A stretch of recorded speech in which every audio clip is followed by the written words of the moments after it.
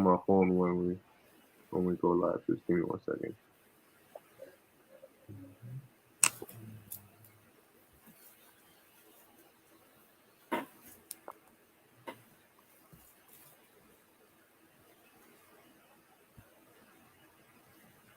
All right, cool. We're live. All right, Shalom. Shalom First, we want to give all praises, honor, and glory to to Yahweh, Yahweh. Hashem, Yahweh Shai, Shah, Hashem, Bahashem, Kadash. Double honors to the apostles of Great Millstone. God. Peace and blessings to the elect. Yeah, we're pretty much just gonna go into this real quick. I was just talking with the brother. All right, and going into this quick topic here concerning the law of Moses and Hammurabi's code. Okay, which Hammurabi's code is basically similar. All right, as certain historians like to compare it to the law, which the law they call it the law of Moses, but really it's the Most High's law. That was given written. All right, to Moses. Okay, nonetheless, as we're gonna go into it, there's certain historians out there. Bruce Gore. You could watch him. All right, he basically goes into a lot of the church history, a lot of biblical history. But you also got to be careful because always certain bones here and there. So with our understanding of the scriptures, we're able to filter certain of the information that we get. All right, from these historians and from the research that we do. Okay, to bring out the true and valid information. Okay, so now dealing with this here. Okay, as the brother's gonna play in the clip, he mentions how basically Hammurabi's code sort of comes predates the law of Moses, and basically as though the laws that we have come from, all right, or are a replica of Hammurabi's code, which is actually false. It's not so. Okay, so we could go into it. Yeah. All right. So this is like the brother already said everything there is to say. So this I don't know if you guys can see it or not, but this picture of this pillar that you see over there. This is a Mesopotamian deity. Is it Marduk? Yeah, Right. Marduk. Yeah, Marduk. And the guy just standing in front of Marduk is Hammurabi. And basically, Marduk is handing down the laws to Hammurabi. And basically, they just compare that to, the law of Moses and say, see, the scriptures is fake because we're just borrowing, we're just stealing from what the ancient civilizations. And so, this we come into the video. We're coming here with the video, to show that this isn't the law that was given to Moses. It's actually been around for a while, like even to the time of Cain and Abel, to the time of Adam. And we're going to bring up a few scriptures to back it up on that so we can clear, the air on this thing right here. Gone. Yeah, because hey, at the end of the day, man, you gotta understand as the scriptures say. Let me get that real quick. Gone. This is the book of Isaiah 34 and 16. It says, "Seek ye out of the book of the Lord and read. No one of these shall fail. None shall want her mate. For my mouth it hath commanded, and his spirit it hath gathered them." Mm. All right. So you got to seek out of the scriptures, man. Now, a lot of these people out here will try to discredit the scriptures. A lot of them call themselves historians, but they're low key in the back of their minds, trying to, invalidate certain things in the scriptures. See, some of them will tell you, "Oh, I don't believe the Bible as a whole is invalid. I just think there's certain parts of it, all right, that don't add up." Now it's funny because these elites, they believe the scriptures. They know the scriptures are real. All right, they've done their actual research. All right, and they confirm the things we say with their research. But obviously, they won't come out and tell you. If they know the truth, their job is to spread lies. So once they know the truth, they'll send this information out, to confuse people and have that out there. All right, but we're gonna go to show you that the law of Moses, all right, or the law that was given to Moses was in existence prior to Moses being on the scene. Okay, so when people try to make it seem as though when Moses went up to the mountain, and the Lord gave him those laws and those commandments, that was the first ever time that the biblical laws were put on the earth that is Right. invalid. Yeah. When you think like that is when you're gonna think, oh, that means he got it from the story of Moses came from the story of Hammurabi. No, all right. So you want to play the video first? Yeah, I want to play the video. Okay. It's currently in France, and it was quite a sensation when it was discovered in 1901 because it was immediately recognized by those people who are familiar with these issues that, at least on the face of it, there seemed to be some correlation between Hammurabi's code on the one hand and the code that comes later through Moses on the other. And of course, critical scholars immediately jumped on that and said, oh, we knew it all along. Moses just borrowed from Hammurabi all of his stuff, and this is not divine revelation at all, that kind of thing. Sometimes people will seize upon as a reason to doubt the trustworthiness of the scriptures. So anyway, that has made Hammurabi's code something of an interesting question for Old Testament scholars and ancient historians who are concerned about this. Well, the organization of Hammurabi's code is it's basically 282 separate laws. They're written on 12 tablets, which are inscribed. This is a kind of a close-up of what they would look like, if anyone can make that out. We're pausing real quick. Yeah. So, like he said, there's what 200 and so on, somewhat laws, but guess what? In the scriptures, there's 613. So what about the rest? When you do math, what about the 200 and somewhat change? All right, that's left. Did we just add on to that? Because yeah, Moses, he saw the 282, and then he modified a few and added a spin and a twist here so that it could look different. It could be diverse from Hammurabi's code. So therefore, AKA Moses stole it from Ham. That's BS, man. And we're gonna go into unless there's more in the video. There isn't. But like what you said is BS because the reason. Okay, so I actually watched the whole video and some more did a lot more in it. And there are some laws that actually says, for example, there's a law that says that if you think someone is a witch, right? If someone is a witch and she's brought to a trial, what we do is that we leave the bitch in the water, and if she drowns, if she drowns, she's not a witch. If she doesn't drown, she's a witch. But the thing is, every person on earth does not. What if the witch can swim? Or what if the person who's not a witch can't swim? You see what the problem is? Yeah. There is no way to find out who's a witch or not through that method. Okay, do you leave a person in the water until they drown before you confirm it, or do you take them out eventually before they can drown? And if the witch is aware of that, then does she leave herself underwater until you save her from it so she can keep her cover? A lot of things are wrong with it. But you take the law of Moses, for example, right?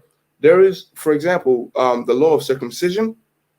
The scripture tells you that you circumcise the son on the 8th day, not on the 7th day, not on the 6th day. And this brother actually brought it to me. Then that's why I remember it, because it's amazing. And the reason is that nobody knew the reason until, modern medicine, they said that, what was it that you told me?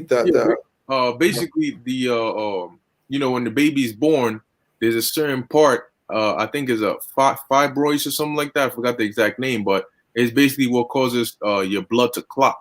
Right. Now the clotting in your blood is actually a good thing, okay? Because if a baby, all right, when a baby is born, before their blood starts to be able to clot, if they get cut, they can bleed to death.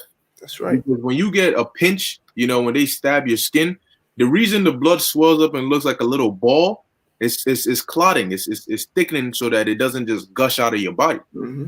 So now that forms, all right, that forms within the baby around the 8th day. That's when it's at its highest within the body, or it's produced the most. And so that's why the Lord said circumcise them on the 8th day, because that way, because the circumcision is cutting, all right, and there's gonna be blood when it cuts. Right. But in order to prevent the baby from bleeding out to death, you do it on that day. Beautiful and perfect. You see the difference. He didn't just steal from him, man. This is a divine thing that the Lord brought, because it's is wisdom, man. It's perfect, you Mm-hmm. know. Mm-hmm. But I so got a quick precept. right, cool. Because like you mentioned about the witch, this is Exodus 22 and 18. It says, "Thou shalt not suffer a witch to live." So now let's read what it says here in terms of what the law is on dealing with a witch. Okay, it says this is Leviticus chapter 20 verse 6. It says, "And the soul that turneth after such as have familiar spirits." Familiar spirits are basically a form of witchcraft. You know, that's basically having a demon that you can use to perform certain tasks. You know, so like going into fortune telling, for example, Hmm. they use familiar spirits. They get their information from the demon. You know, the demon, they can use themselves as a medium for the demon to speak through to tell you what's going to happen, or so on and so forth, or give you information here and there. Hmm. It says, and the soul that turneth after Leviticus 20 and 6, the soul that turneth after such as have familiar spirits, and after wizards, to go a whoring after them, I will even set my face against that soul, and will cut him off from among his people. It says, sanctify yourselves, sanctify yourselves therefore, and be ye holy, for I am the Lord your power. Okay, so the Lord said what? He's gonna cut off, okay, the soul, okay, that goes after what? A whoring after witchcraft, sorcery, so on and so forth. And as we read before in Exodus, it says, "Thou shalt not suffer a witch to live." So that means what? You're supposed to put them to death. Right. That's why when Saul went to the witch of Endor, she was scared. She was afraid because she figured that if it was discovered, it was made public that she was a witch, she was going to be put to death. That's why she was afraid, and Saul had to basically press her in order to perform that act, you know, to conjure up the spirit of Samuel. Right. You know, so but yeah, that was basically it on that verse. So now we can go into the precepts that you have. Uh, Right. So the first precept is goes into Cain and Abel, the first example of the law that I could find again. So this is not even the first example because there's another precept on that. But um, this is Genesis chapter 4, starting from verse. We start from verse 1. It says, "And Adam knew Eve, his wife, meaning they had sex, and she conceived and bare Cain, and said, I have gotten a man from the Lord. And she again bare his brother Abel, and Abel was a keeper of sheep, but Cain was a tiller of the ground." right now, real quick, at this point, see, people think that the reason that that people think that the laws first came during the time of Moses is because at the time of Adam and Eve and Cain and Abel and Seth and Enoch and all of them, guess what? They had the law, but it was oral. Okay, it was passed down orally. It was an oral thing. It wasn't written down. Okay, there weren't physical written statutes there, but they knew it orally. Okay, and that was given to Adam. All right, the chosen line. All right, Right. from creation on down. Mm. So now, before we go into these examples of the law, let's actually go into that account. All right. First get Genesis. Let's start with Okay. Genesis 2:7. All right. This is Genesis chapter 2, verse 7. It says, and the Lord formed man of the dust of the ground. Right. And And now when you go into it, it says Lord in all caps, okay, which is Yahweh. But when you look up the word, go into the word God, and let me see if it's plural. the word in the word God.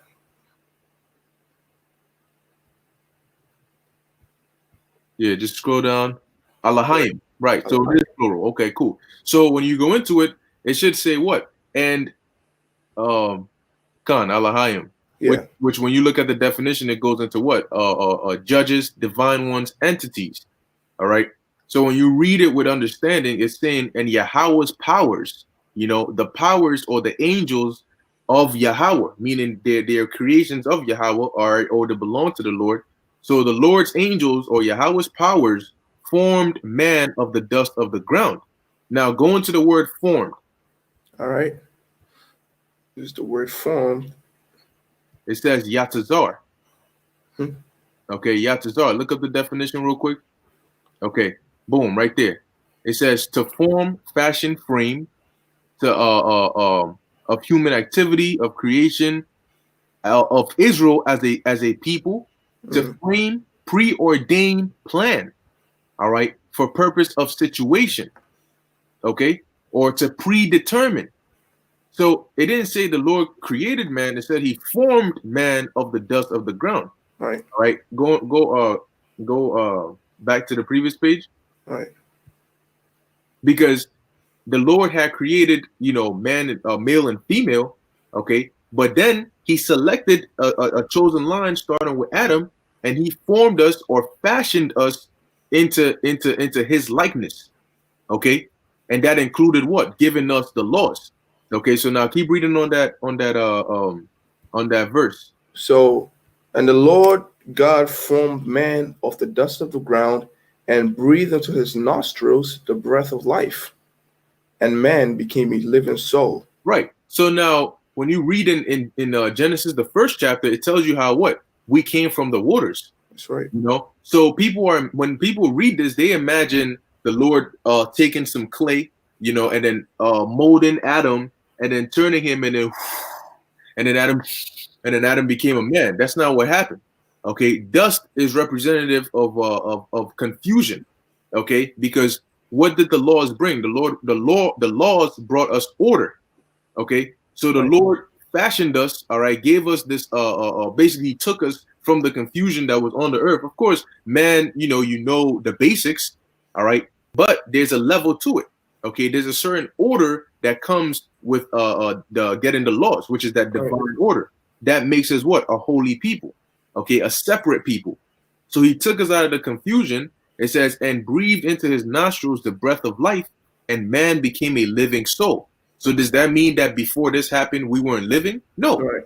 We were originally living, because in Genesis, the first chapter, it says we were what? A part of those creatures that came out of the waters. Let the waters bring forth abundantly the living creature. Is not man a living creature? So we were already created. But this was what? The fashioning of us to be that chosen line, to be that special, basically that special people, because we're gonna go into it said what? Breathe into his nostrils the breath of life. All right.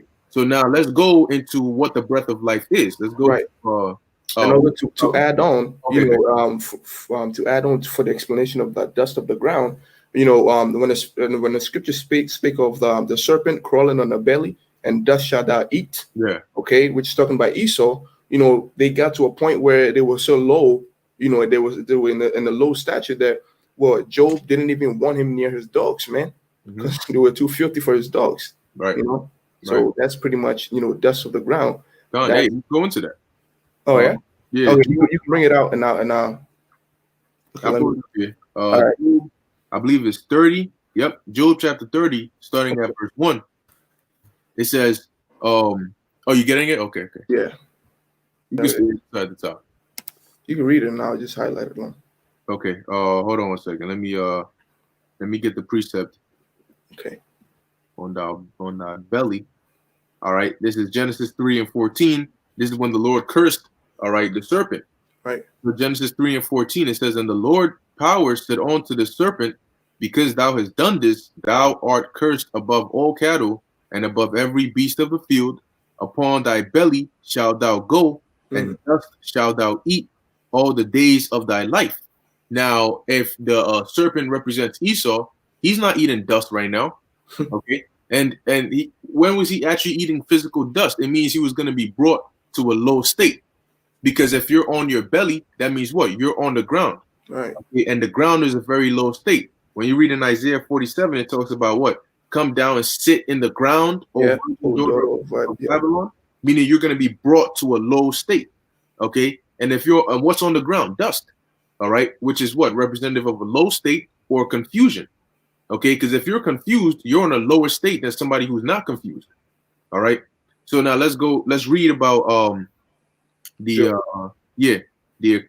account of that, an example of them being brought to a low state. Pull it up real quick. All right, it's Job chapter 30, verse 1. It says, but now they that are younger than I have me in derision. Now the word younger in the Hebrew, it's not talking about age-wise. All right. It says here, what's that? Oops. Do you have the definition of it? Okay. Younger. I was gonna go into younger, but if not. Yep. Hey, Shalom, Elder. Stay in Spirit 144. Oh, shalom. That's why Esau's greatest kingdom is referred to Babel, confusion. Dust also represent confusion. Exactly, the water. You know. So it says, the definition says what? Little, insignificant. Okay. So now when you go back to it, Job is saying that they that are younger than I, meaning they that are less than me, those that are more insignificant, because Esau ain't on the same level as us. Okay. Have me in derision, whose fathers I would have disdained to have set with the dogs of my flock. Okay. I would have disdained. All right. We're going to go into the word disdain. All right. It says ma'as. Okay. It says to reject, despise, refuse, to be rejected. That means Job was not, he would not even try to hear it. You know what I'm saying? I would utterly turn that down to have them set with the dogs of my flock, to even have them around his dogs. Job wouldn't have that. Okay. Verse 2. It says, I'll wait till you pull it up. Well, you're reading up from the screen, right? Yeah, I'll read from here. Yeah, it says, yea, whereto might the strength of their hands profit me, in whom old age was perished. It says, verse 3, for want and famine they were solitary, fleeing into the wilderness in former time, desolate and waste, who cut up mallows by the bushes and juniper roots for their meat. Because that's where you get the concept of cavemen. You see, they always like to teach you with these textbooks that in school, everybody was a caveman. That's pretty much right. Everybody was a caveman, but really that's Esau's history. All right, because usually the images of the caveman, you see Edomites, because that's who it was that was in that state. All right, stay in the Spirit 144. When you go further into the definition of younger, it says ignoble, which means lowness, baseness, the water. And I think there's a scripture that talks about the Lord basically gives the kingdom to who he wants, and he has basically set the basis of men, to rule in it, and that's Esau, Edom. Okay, so you could go back to the other screen box, right? Let me see. Oh, I think it's the last one. All right, the last one. I think it was probably the last one. The last one. Oh, yeah, Job. There we go. So it says, who cut up mallows by the bushes, the water. Yep, Daniel 4:17. Let me hold that on here. All right.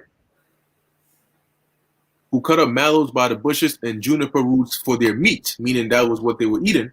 All right. They were driven forth from among men. They cried after them as after a thief, to dwell in the cliffs of the valleys, in caves of the earth, and in the rocks. That's where you get caveman or Caucasian, which means a cave dweller. Okay. So even by their name, they give up their identity. Okay. So because we're reading here that this is what happened to the Edomites. Yeah. They were the so-called cavemen. That's why when you go down to Edom in Petra, all right, it's basically designed, the designs of Petra. Guess what? When you go to the Roman Empire, a lot of their Colosseums and their building structures is similar to the designs over there, because it's the same people. Okay. So now that we got the understanding of that, we're just going to go, we're going to go back to where we were in Genesis 2. Oh, okay. Okay, cool.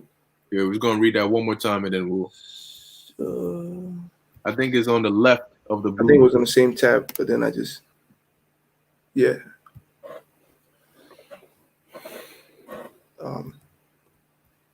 Genesis. Okay. Yeah, Genesis 2:7. Right. And the Lord's power and Yahweh's powers formed man of the dust of the ground and breathed into his nostrils the breath of life, and man became a living soul. So now let's go into the breath, pursuant to Wisdom of Solomon, the 7th chapter and 24th verse. You got it. It says, "For wisdom is more moving than any motion. She passeth and goeth through all things by reason of her pureness. For she is the breath of the power of Yahweh Bashim Yahushai, and a pure influence flowing from the glory of the Almighty. Therefore can no defiled things fall into her." Right. So she is what? She is the breath, okay, of the power of the Most High. Right. Okay. So it says he breathed into her. What kind of he breathed into Adam? What kind of breath did he breathe into Adam? Was wisdom. Now the second part, going back to actually I have Genesis 2 on here, so I'll just refer back to it from here. Going on to it, it says after he breathed into his nostrils, and man became a living soul.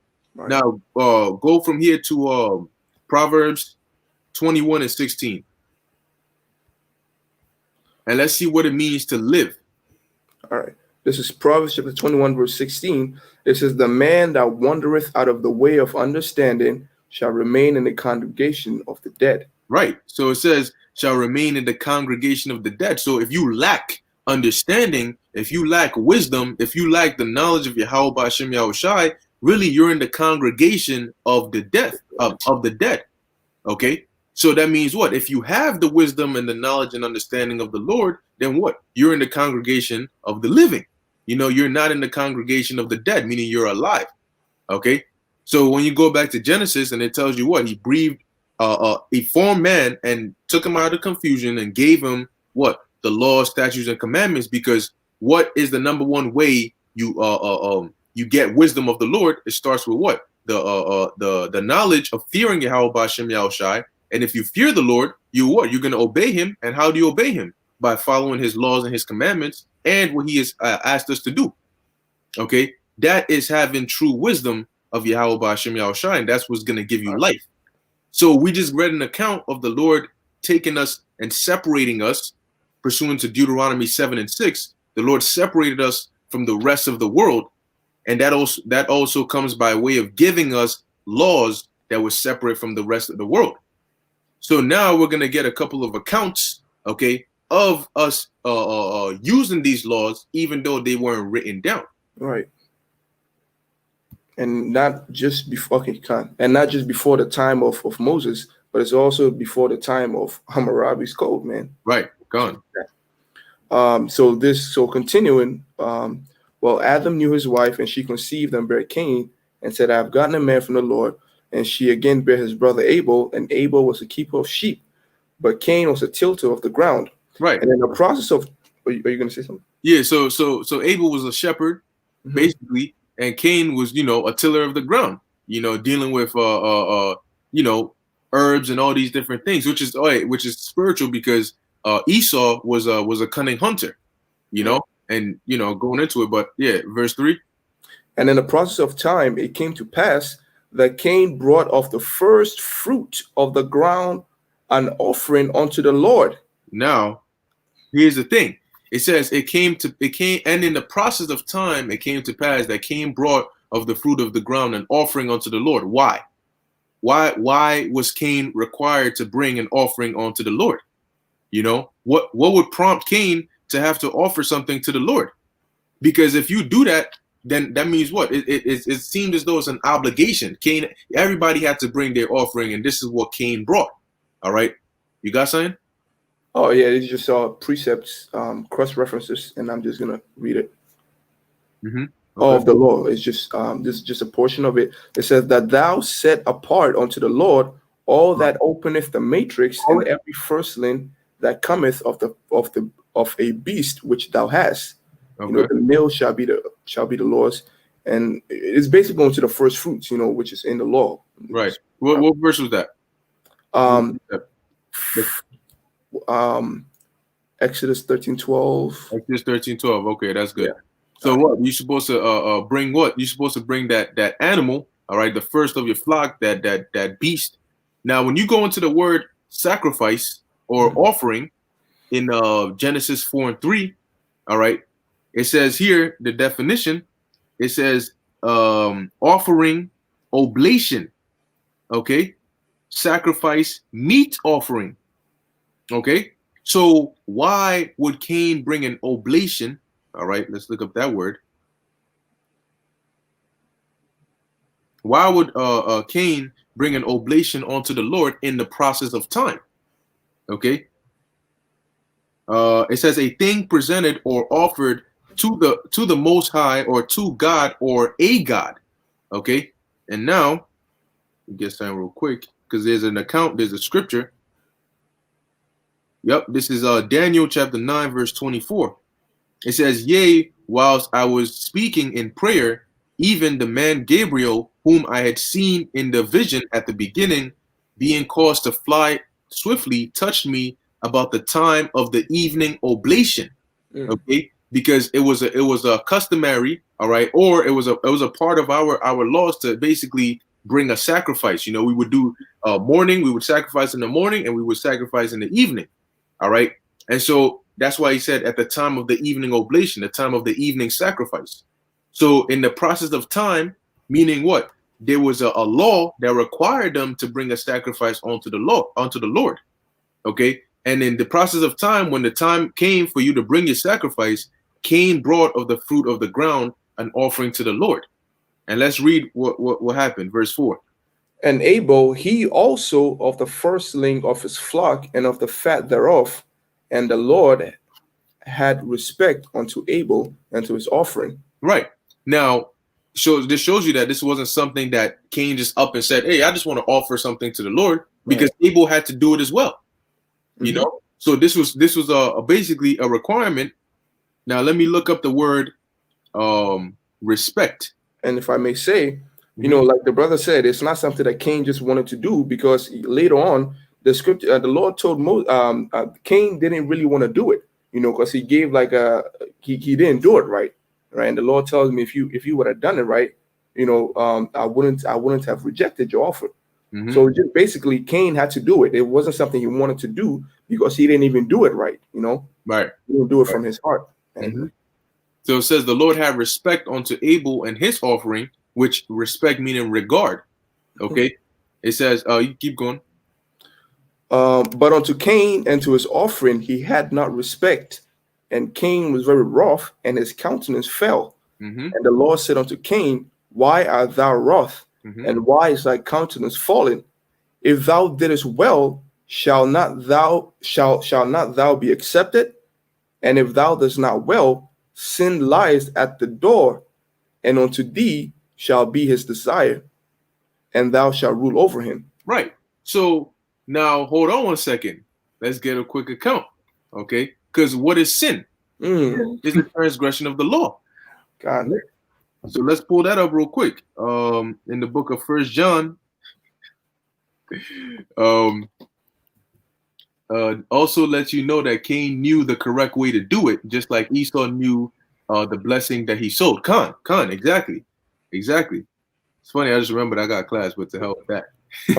Anyway, hey, forget that, man. We did. This is the real class.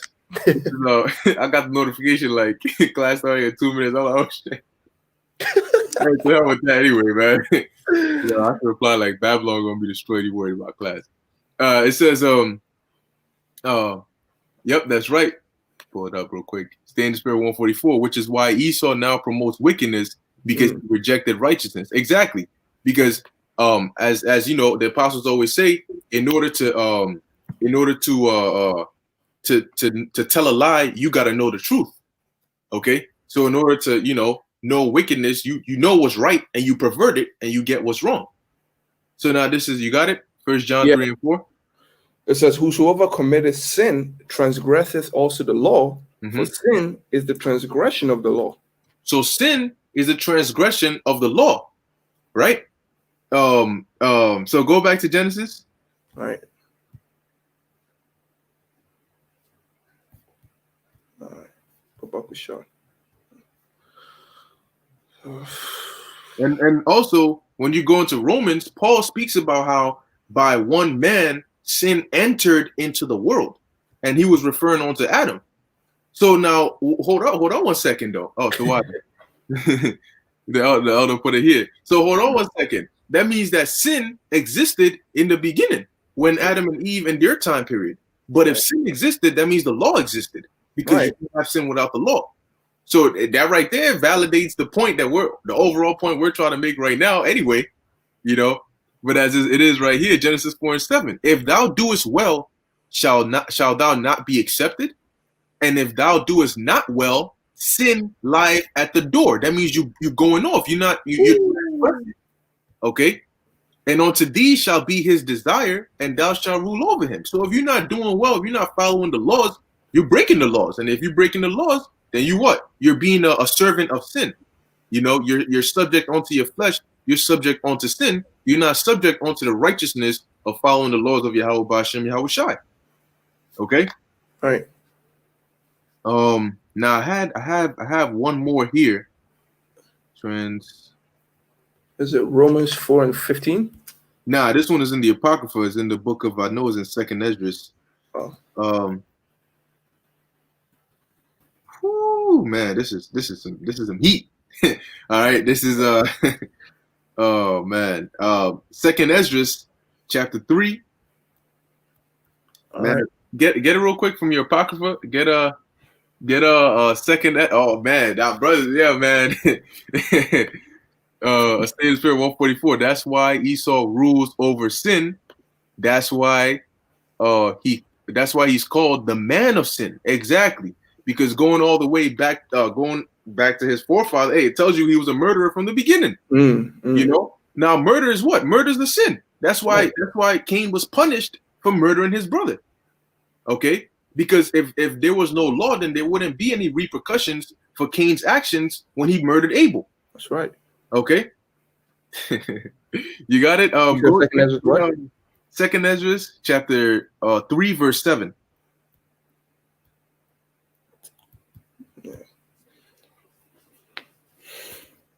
And unto him thou gavest commandment. Actually, start at verse 5. So verse 5, and gave us a body unto Adam. Start at verse 4, actually. Verse 4. Are you sure not verse 1? All right, verse 4. All right, O Lord, who bearest rule, thou speakest at the beginning. Hey, wait. No, Elder, you good. Hey, bring them points in. You add into the lesson. You know, you're giving us more fire. All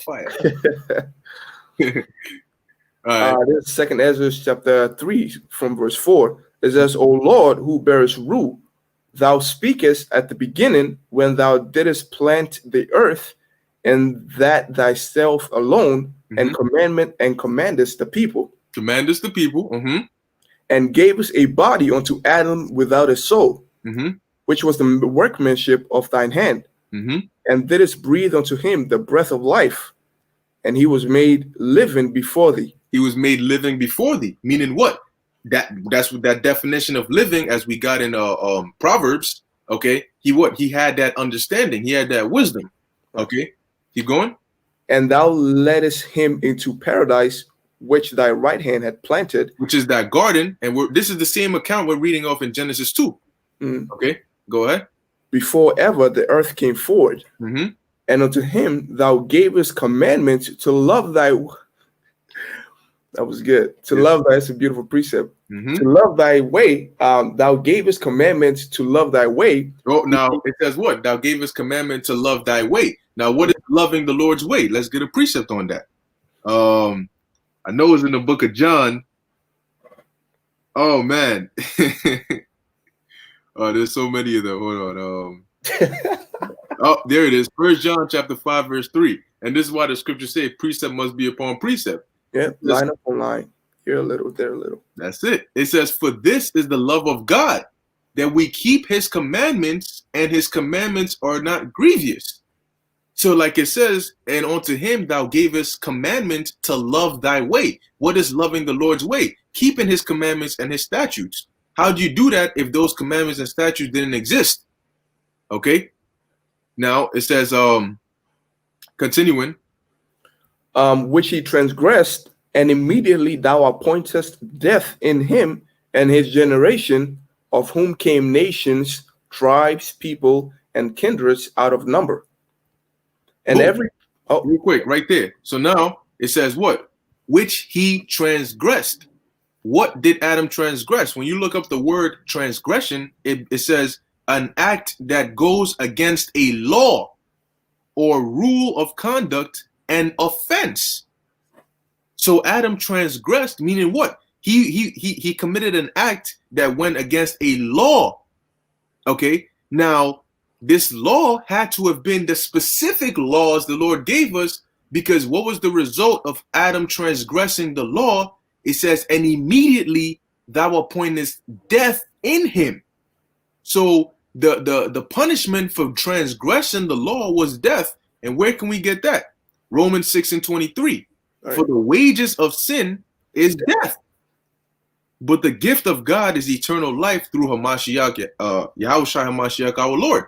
So the wages, all right, or the result of sinning, which sinning is transgressing the law or breaking the law, is death. So that means here in the 7th verse right here that Adam had to have broken the law, because the result of his transgression was that what? He would thou appointest death in him and his generations. Right. Okay. Of whom came nations, tribes, people, and kindreds, and out of number. So Moses came from Adam, but Adam already transgressed the law before Moses got it physically. So that means the law was in existence before Moses. So if you're saying that Moses got the laws from copying off of Hammurabi's code, well, the same laws Moses had was there during the time of Adam, and Hammurabi came way after the time of Adam. Okay, so what you gonna say then? Then Hammurabi had to have copied his laws from the laws that Adam had before you could say Moses tried to copy it from him. All right, and this is why you gotta understand the scriptures. You gotta thoroughly understand it, because hey, you might know in your mind that if somebody says that the law of Moses comes from copying Hammurabi's code, actually just keep it on the other tab for now. Yeah, right. It comes from copying Hammurabi's code. You might know that's wrong, but you might not know how to go about it, how exactly to defend that. Right. So that's why the scriptures talk about studying to show yourself approved, unto the Most High. Okay, so yeah, that was basically it on this. Now I believe you said you had some. Yeah, another account is. Wait, hold on a second. Oh, there we go. It's up. Matter of fact, keep going. Oh, okay. Wait. And every people walketh after their own will, and did wonderful things before thee, and despised thy commandments. So hold on one second. They did after their own will, and they did wonderful things. It doesn't mean wonderful in the sense of I'm amazed, but wonderful in the sense of astonishing, but in a wicked sense. Right. Before thee, and despised thy commandments. What are the Lord's commandments? Hold up. What happened as a result of them despising the Lord's commandments? Verse 9. And again, in the process of time, thou broughtest the flood upon those that dwelleth upon the earth, and destroyed them. So because they transgressed his commandments, he punished them with the flood. That means that there were people going off, breaking the Lord's laws at the time of Noah. Right. So that means the laws had to have existed at the time of Noah. Abraham built an altar unto the Lord. You know what I'm saying? To what? To offer a sacrifice. And the Lord's sacrifices are specific. Why is it that when he sacrificed a specific animal? Why is it that when Abel brought his sacrifice, it was a specific animal? Because they understood how to perform those specific sacrifices. That's right. Oh, an example as well. When Abraham went down into Egypt, okay, and he told Sarah to basically tell the Egyptians that what? She was his sister. Okay. Now when the Egyptian Pharaoh took Sarah and the Lord came to him in a vision and scared his ass, he was mad at Abraham because he said Abraham didn't tell him that was his wife. Yeah. He almost slept with her. Why was he afraid of sleeping with Abraham's wife? Because what? That was adultery, which was punishable by death. And that's why the Lord intervened and told him, hold up, that's another man's wife you about to mess with. Now, Abraham also said what? If they knew, okay, that you were my wife, they would kill me and then take you. Because it's understood that if you take a man's wife while he's alive, that is what? That's adultery. Unless he's dead, then she becomes a widow, which then is different. So, let's see. All right, we good on this. We could go back. We could go to second account. This Yeah. is a perfect segue into Noah. So we're gonna get the account of Noah Mm-hmm. and the commandments. This is Wait, Rocky, hold on a second. Hold on. yeah, cool. Because I just Another precept. and, yeah, the precept just keep coming. It says, let's read this real quick. This is in the book of Romans, chapter 5, verse 12. It says, wherefore, as by one man sin entered into the world, and we just read the account of that. All right, going into Adam. It says, and death by sin, because we just read that the wages of death is sin. Yeah. And so death passed upon all men, for that all have sinned. That means that they all had to have what? Broken the laws. Okay. It says for verse 13, for until the law, sin was in the world, but sin is not imputed where there is no law. So you can't even mention sin. Sin is not a thing unless there's a law, because sin is an action that only comes about by breaking a law. Mm-hmm. So you cannot perform an action, all right, of breaking a law if there is nothing to break. So the second sin was mentioned. That means what? The law is there. Wherever there's sin, there's a law. Okay. Stay in the spirit, 144, Genesis 4:26. And to Seth, to him also there was born a son, and he called his name Enos. Then began men to call upon the name of the Lord. And that's the spirit, because I was literally about to get that precept next. I was thinking about that in my mind. All right. Now it says they began to call upon the name of the Lord. Okay. How did they know that? How did they know the ways? Because Enoch knew the ways of righteousness. All right. It says he was translated that he should not see death. So he knew the ways of righteousness. Right. Hey man, let's keep going. So back in Romans 5, verse 13. For until the law, sin was in the world, but sin is not imputed where there is no law. Verse 14. Nevertheless, death reigned from Adam to Moses. Whoa, now, death reigned from Adam to Moses. But originally, Adam was supposed to be immortal. The reason Adam stopped being immortal, because he went off, he transgressed. Okay, he transgressed against the Lord. All right, and then that was what? Sinning. And through sinning, death came into the world. So if death was reigning all the way from Adam until Moses, that means that what? Sin existed all the way from Adam till Moses. And if sin existed from Adam to Moses, that means the law existed from Adam to Moses. All right. All right. It says, nevertheless, death reigned from Adam to Moses, even over them that had not sinned, after the similitude of Adam's transgression, who is the figure of him that was to come. So hold up. Let's read that again. Nevertheless, death reigned from Adam to Moses. That means everybody was still subject to death, even over those people who did. I'm a break it down into layman's terms. It says, even over them that had not sinned after the similitude of Adam's transgression, meaning even to those that had not sinned the same way Adam sinned.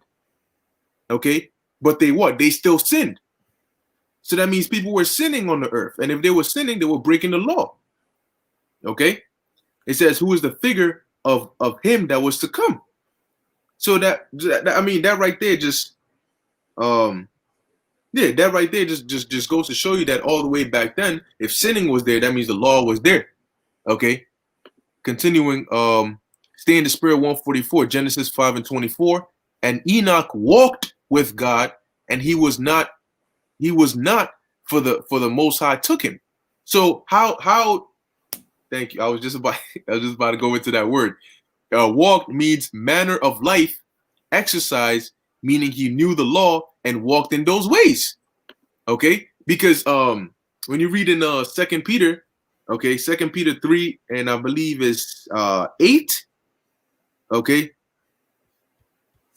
it says actually it's 3 and 11. It says, seeing then, 2 Peter 3 verse 11, seeing then that all these things shall be dissolved. Now, while I read it, look up the word conversation. All right. And we're gonna link it. Okay, in the Greek is what? Anastrophe, right? Right. I'm gonna read the verse. 2 Peter chapter 3, verse 11. Seeing then that all these things shall be dissolved, all right, by way of those nuclear missiles, what manner of persons ought ye to be in all holy conversation, right, and godliness?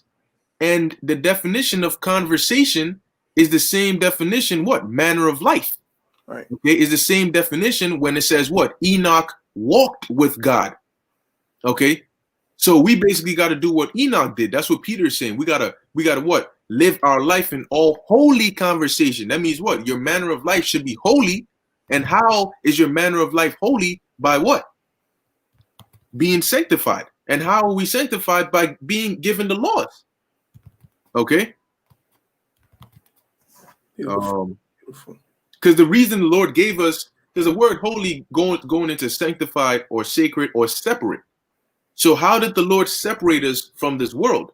By giving us laws, okay? That we're gonna basically we keeping those laws is gonna make us separate and holy, right, from this world. Okay? So by the Lord giving us those laws and making us holy and separate from this world, so if you gotta go, let me know. I'll put you on mute. Yeah, I'm gonna put my go ahead. All right. So I'll put the brother on mute. Just switch the tab for me real quick before you leave. Because I know it can be a little thing for the brother's eyes. Okay, all right, that's good. All right, so basically the Lord gave us those laws, okay, so that we can be separate from this world, aka we can be holy. All right, so in order to be holy, you got to be what? You got to be keeping the laws that are gonna make us holy. You got to be following in the ways that are gonna make us holy or separate from this world. So Peter says in 2 Peter 3:11 that what? Seeing that all this hell is about to break loose, we got to live our life anastrophe in a holy manner, meaning in a manner that's after the ways of the Most High. Okay? So in other sense, he's saying we got to walk after God like Enoch did. Okay? And as the elder put beautifully, the word walk meaning what? A manner of life. Okay? Now this is Genesis chapter 6 and 9. It says, and these are the generations of Noah. Noah was a just man and perfect in his generations, and Noah walked with God. So that means what? Noah was also holy, just like Enoch was, and he also, now, how do you walk with God if you don't know how to? Okay? In order to walk with God, you got to know how to walk with God. Okay? So now let's get a quick precept to back that up. All right, Romans chapter 10. Verse 13. All right, it says, for whosoever shall call upon the name of the Lord shall be saved. How then shall they call on him in whom they have not believed? And how shall they believe in him of whom they have not heard? And how shall they hear without a preacher? Okay, now when you go into Hebrews 5 and 12, it tells you what? You must first be taught again, which be the first principles of the oracles of God. So you got to know how to walk with God before you can walk with God. Okay. Stay in the spirit 144, Ezekiel 11 and 12. And ye shall know that I am the Lord, for ye have not walked. All right. Ye have not walked in my statutes. Let me pull that up on my phone real quick. Ezekiel chapter 11. Salakia. That real quick. Verse 12. All right, so it says, and ye shall know that I am the Lord, for ye have not walked in my statutes, neither. Now, is that literal? How do you literally walk in the Lord's statutes? You know, it says, neither executed my judgments, but have done after the manners of the heathen that are round about you. Okay. Now I want to look up something in here real quick once this thing loads. But once again, it's using that terminology again. Okay, Noah walked with God. Enoch walked with God. Now here the Most High is saying that what? Jake was going off because they weren't walking in the Lord's statutes, meaning what? They weren't walking with God. They weren't living their life all right, after the ways of Yahweh Ba'Shem Yahushai, which comes by doing what he asked, which is by way of following his laws and his commandments and his statutes. Okay? So tying it back to the original point, all right, we've proven that the Lord had given us the laws, statutes, and commandments back then, going all the way to the time of Adam. Although it wasn't physically written down, it was orally passed down, but it still existed. Hence, Cain and Abel knew what a sacrifice was and how to sacrifice or offer unto the Lord. In addition, the Lord mentioned how if Cain was upset, and the Lord said, "Why are you upset? If you do it right, you're gonna be rewarded and accepted. If you do it wrong, sin lies at the door," which leads us to believe that what wrong means transgress or break the law. That's how sin comes into the world. So we proved that. Then we went into Second Esdras and we went to show you that Adam transgressed, meaning what? He went off. He broke the law. And we backed it up with what was written in Romans, that what? Because of Adam, sin entered into the world. So we just showed you that what? The whole, the laws, all right, of the Lord, the ways of Yahweh Ba'Shem Yahushai existed all the way from the time of Adam. Why do you think the Lord flooded the earth? Did he just get up and say, hey, I just want to flood the earth? It said the wickedness or the iniquity or the transgression was too much upon the face of the planet earth. So the Lord was like, it repents me that I created man. I'm going to destroy them all. Now, how do you say something is wicked if there is no standard for righteousness? Okay. And we know the standard of the Lord's righteousness are his laws, his statutes, his commandments. So the Lord flooded the world because they were not following his laws, statutes, and commandments, meaning his laws, statutes, and commandments existed at the time of Noah. And Noah predates Hammurabi. Okay. Oh man. Their manner of life was according heathens. All right. Yeah, because they were living like heathens. They were walking after their gods. All right. Walking after Molech, walking after Baal, walking after Dagon. You know, they weren't walking after Yahweh Ba'Shem Yahushai. All right. And that's what happened when Jake started to follow in their ways. When we started marrying their women and we started falling off, we started going off. All right. And then we stopped walking after the ways of the Lord and started walking after the ways of these heathens. All right. Started walking after their gods. Yep, that's right. Jeremiah 10:1, which is why we are not to learn the ways or manner of life of the heathens. Exactly. Hey, this is why it's good to go into these words, because it brings that understanding. All right. It brings that clear picture. Let's get that. Jeremiah 10:1. Hear ye the word of the Lord, the word which the Lord speaketh unto you, O house of Israel. Thus saith the Lord, Yahweh Ba'Shem Yahushai, learn not the way of the heathen, all right, or walk not after the heathens. Okay, walk with me, live your life, your manner of life, your conduct after me. All right, and be not dismayed at the signs of heaven, for the heathen are dismayed at them. Okay, so going right back into it. All right, so the fact that Hammurabi has that eye for an eye and you do this and this is the consequence, that doesn't mean that that's where, they get that story. Oh, he got it from a deity, Marduk, which gave him the laws and he was this great king and all that. Really, all of those, all right, are versions and variations of our story. Okay, a lot of these stories, they seem very similar to what happened in the scriptures because they come from the scriptures. Now, Bruce Gore mentioned how, in the Epic of Gilgamesh, they have a story of the flood. Well, of course they would have a story of the flood because all these nations come from what? Ham, Shem, and Japheth, who experienced the flood. So obviously they would pass it on down. That was a known thing around the world that the flood happened. So they will pass that down. Oh, you ask your ancestors, your forefathers. The scriptures talk about asking, basically our elders, and they will show us the paths of the old. Guess what? If you ask your elders, they will tell you, how'd you get here? Oh, well, going back such and such and such. All right. Our ancestors migrated over here after the flood or the deluge. Okay. So this is all, you know what I mean, it all ties into it, man. So when people lack that understanding of the scriptures, when people lack that, knowledge of it, then they don't, they might easily get swayed and think, oh yeah, well, Moses and the story of Moses going to Mount Sinai and receiving the laws, it does sound similar to Hammurabi's code. Maybe it is a spinoff or a runoff of that, because Hammurabi was, as they'll like to say, before Moses. Okay. But when you actually go into it, man, that's not so. Now we have all right, let me take you off mute. Oh, Salak. Okay, there you are. Now you all good. Now let's run through the other accounts we have of Okay, right. This is the account of Noah. Oh, I have to share the screen first, right? All right.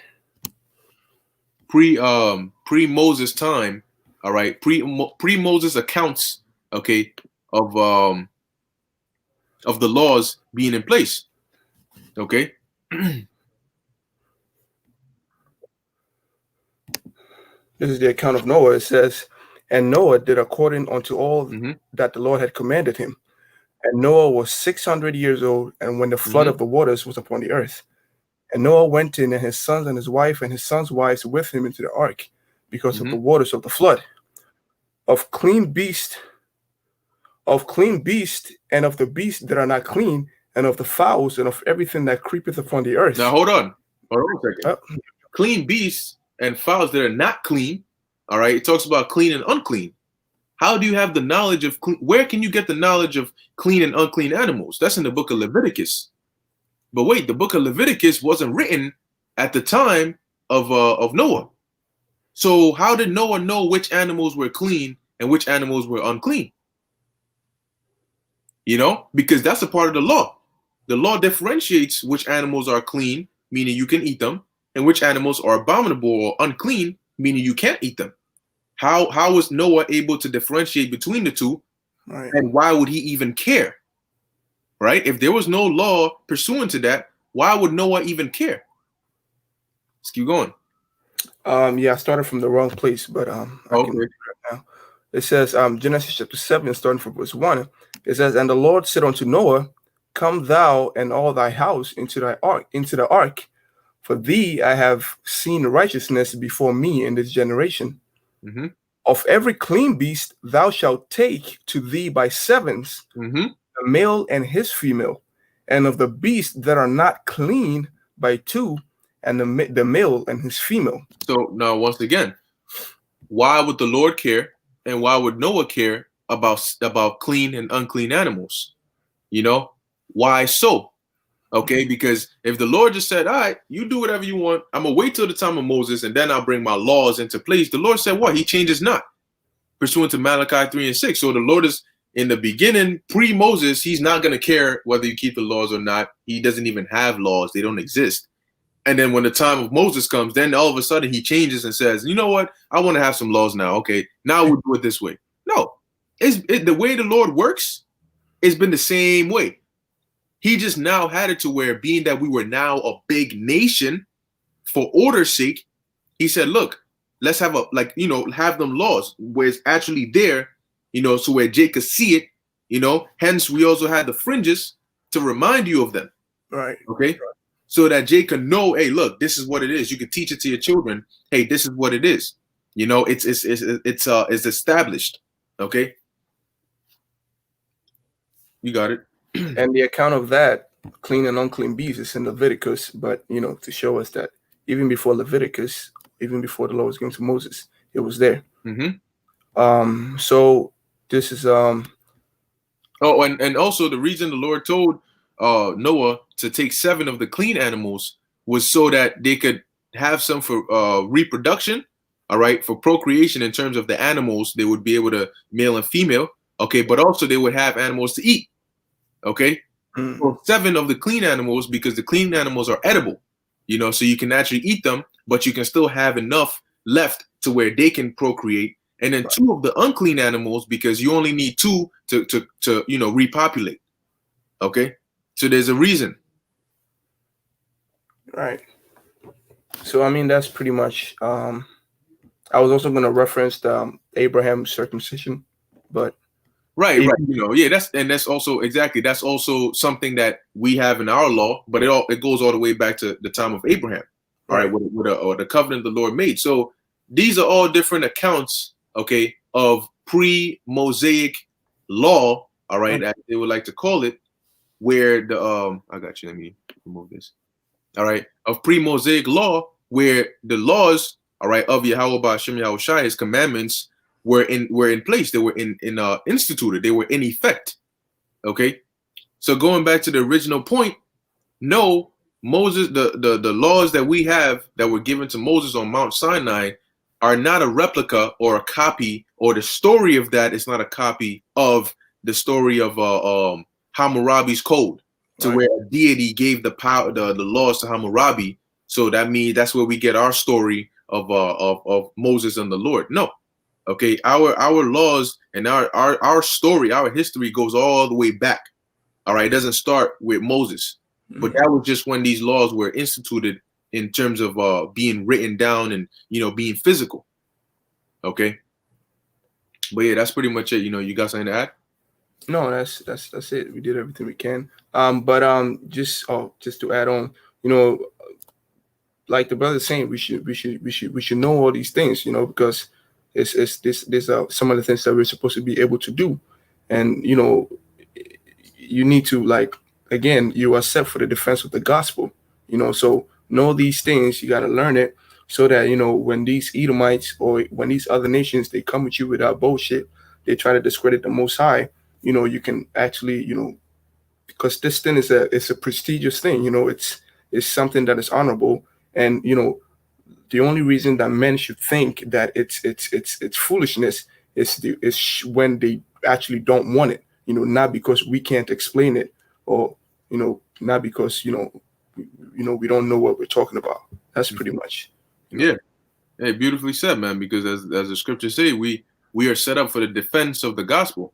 See, we are the only ones that actually, starting with our elders and apostles on down, we're the only ones who actually know this truth about Yahweh Ba'ashem Yahweh Shai. Right. Therefore, we're the only ones that can truly defend Yahweh Ba'ashem Yahweh Shai and his truth and his gospel. So if he's giving us what we need, we got to do our best, learn the most about it. Right. The spirit is 144, but we got to learn so we can be well equipped. All right, now I'm going to get one last precept we can use to close it out. We can be well equipped, so that way when we're faced with having to defend the word of the Lord, we can do it. Like, hey, people risk their lives to defend their honor and their names and their homeboys and stuff. When it comes to the word of the Lord, of course, you might have the drive and the desire to, but you also got to equip yourself in how to actually be able to defend the gospel, man. Because there are certain hard questions that you might come across somebody and he'll hit you with those hard questions. Right. Now, that doesn't mean that your point is invalid, but if you don't know how to defend it, that's what it will look like. Right. It will look as though your point doesn't exist or it's invalid, even though it is true what you're saying. But if you don't know how to convey it or defend it, then it may look as though you don't really have a point. Right. Okay.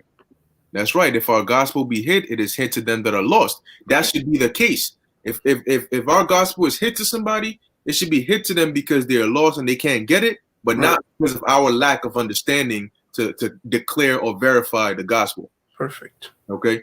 So let me get this real quick. A reason of hope. Okay, this is 1 Peter chapter 3, verse 15. And this ties in well with 2 Timothy 2 and 15, studying to show thyself approved unto the Most High, a workman that needeth not to be ashamed, rightly dividing the word of truth. Okay, so you want to show the Most High that you're well equipped to do his job. All right, and in turn, 1 Peter 3 and 15. But sanctify the Lord, Yahweh Ba'ashem Yahweh Shai, in your hearts, in your minds, and be ready always to give an answer to every man that asketh you a reason of the hope that is in you with meekness and fear. And that comes by way of studying and actually, being about the truth. Right. So, hey, that's pretty much it. Hey, the water elder, the water, you brothers that too. Yeah, God, the water. I see the comment, but damn. Yeah, definitely, helped us. Hey, we all throwing them logs into the fire. you know, so to keep the fire burning, you know, we all throw them logs up in there, you know. So hey, the water for helping that, you know, the lesson go on, and the water Yahweh by Shem Shai for giving us the spirit, you know, of understanding and the spirit to be able to go into these topics and, you know, really bring out the truth on the matter of it, man. You know, as Lord willing, it was pleasing to the Lord, and Lord willing, in the times to come, we already see what's going on in the world. You know, the Lord count these works that we do worthy, you know, and he, you know, takes that into account and delivers in the times to come, you know, and provides for us. So Yahweh by Shem Shai Barakatham to you brothers and you sisters out there, you know, call Lord Yahweh by Shem Shai, all right, for allowing us to do this video. So with that, the blessing of election be upon your house. That's right. That's right. So hey, one last time, we're gonna give all praises, honor, and glory to Yahweh. Until next time, Shalom. Shalom.